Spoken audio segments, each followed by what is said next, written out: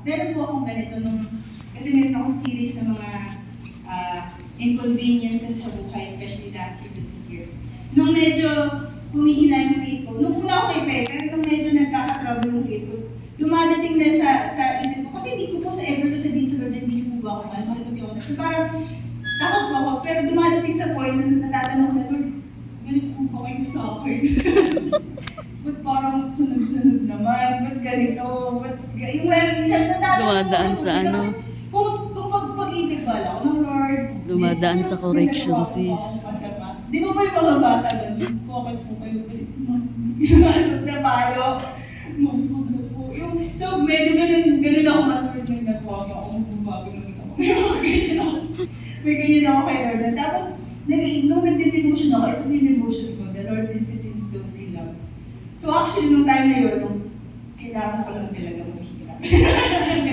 So, may mga panahon, kasi in order for us to grow and to be strong, it is discipline that makes it happen. Yung discipline, kasi again, discipline is hindi lang palo. Discipline is also training.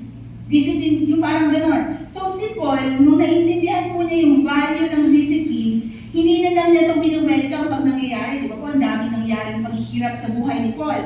Kundi, siya na mismo yung naglalagay sa buhay niya to a disciplined life. Hindi po siya masokista, ganyan. Alam lang niya yung value ng discipline. Di ba po, si Paul, siya yung nagsabi sa 1 Corinthians 9:24-27, sabi doon, nakita po niya kasi na ang discipline ay training ground kasi may malaking plano ang Diyos sa mundo. So, nakasama siya. So, sabi doon, do you not know that in the race, all the runners run, but only one gets the prize? Nakita niya na ang discipline, dadalhin ka para maging, conqueror, para maging panalo, kumbaga. Sabi doon, run in such a way as to get the prize. Everyone who competes in the games goes into strict training. They do it to get a crown that will not last. Pero sabi niya,